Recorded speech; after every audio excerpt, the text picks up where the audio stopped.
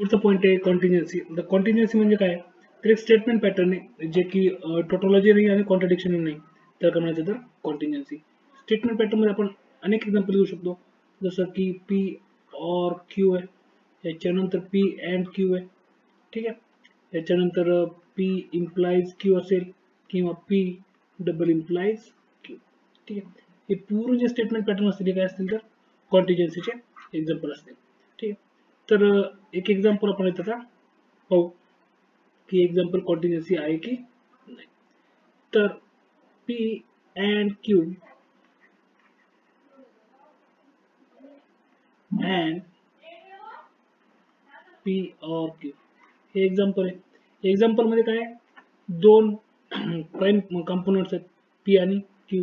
आता prime component दोन आहेत म्हटल्यानंतर नंबर ऑफ रोज किती असेल, 2 raised to power 2 that is equals to 4. Basic formula काय आहे, 2 raised to power n हा फॉर्म्युला आहे. त्याला काय केलं आपण, n च्या जागी व्हॅल्यू 2 पुटअप केली. का, तर पी आणि क्यू हे दोनच प्राइम कंपोनंट याच्यामध्ये आहेत, म्हणून n च्या जागी आपण 2 पुटअप केलं तर असं झालं 4. नंबर ऑफ रोज 4 आहेत.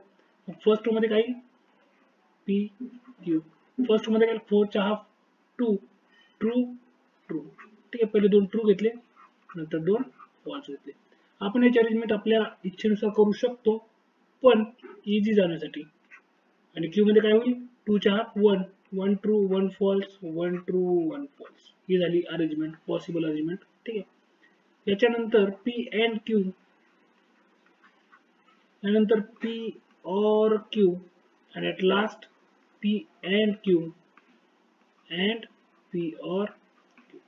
हो, आता P and Q काय होईल, and मध्ये मला माहिती आहे की ऍटलिस्ट वन जरी फॉल्स असेल, सॉरी ऍटलिस्ट वन जरी फॉल्स असेल, बरोबर आहे, तर काय होईल, रिझल्टंट कंपाऊंड स्टेटमेंटची ट्रूथ व्हॅल्यू काय असेल, फॉल्स असेल.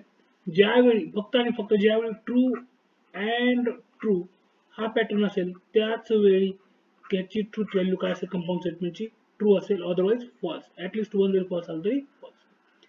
मग फर्स्ट रो मध्ये तुम्हाला ट्रू भेटेल, पण सेकंड जो आहे, थर्ड आणि लास्ट फोर्थ, या प्रत्येक मध्ये काय असेल, फॉल्स. आता याच्या अपोजिट असेल ऑर ला किंवा रिजेक्शनला. यामध्ये ज्यावेळी दोन्ही ट्रूथ व्हॅल्यू या फॉल्स असतील, फक्त आणि फक्त त्यावेळी रिझल्टंट ट्रूथ व्हॅल्यू बी फॉल्स असेल, अदरवाइज ट्रू येईल, ठीक आहे. तर फर्स्ट पाहिलं दोन्ही ट्रू आहे, हे असेल ट्रू. ऍटलिस्ट वन जरी ट्रू असेल तर काय होणार, याची व्हॅल्यू ट्रू होणार आहे, कारण कंडिशन मला माहिती आहे की ज्यावेळी फक्त आणि फक्त दोन्ही व्हॅल्यू फॉल्स असतील त्यावेळीच फॉल्स येणार आहे. ट्रू और फॉल्स इज ट्रू, फॉल्स और true is true, and false और फॉल्स इज फॉल्स. हा आहे आपला लास्टचा रूल, ठीक आहे. आता पुढच्या याच्यामध्ये काय केले की कॉलम नंबर 3 आणि कॉलम 4 यांच्यामध्ये कोणता कनेक्टिव्ह यूज केले आपण, अँड कनेक्टिव्ह यूज केले. अँड कनेक्टिव्हचा रूल आपला तोच राहील, थर्ड कॉलमला आपण यूज केलेला, की ज्यावेळी दोन्ही स्टेटमेंट पॅटर्न हे ट्रू डिनोट करतील त्या आणि फक्त त्याच वेळी रिझल्टंट स्टेटमेंट पॅटर्न ट्रूथ असेल, ट्रू असेल, अदरवाइज फॉल्स असेल. मग ट्रू ट्रू फर्स्ट तर असेल ट्रू, सेकंड काय फॉल्स और true, sorry false and true, इथं असेल फॉल्स. थर्ड काय फॉल्स अँड ट्रू, इथंही असेल फॉल्स. आणि लास्ट फॉल्स अँड फॉल्स, इथे असेल फॉल्स, ठीक आहे.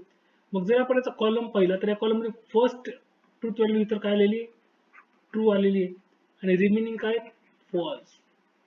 म्हणजे काय, या कंपाऊंड स्टेटमेंटचा स्टेटमेंट पॅटर्न हा टोटोलॉजी नाही आणि कॉन्ट्रडिक्शनही नाही, याच्यामध्ये ट्रू ही आहेत आणि फॉल्स ही आहेत, ठीक आहे. मग याला काय म्हणायचं, कॉन्ट्रडिक्शन, सॉरी कॉन्टिन्युएन्सी, म्हणजे हा स्टेटमेंट पॅटर्न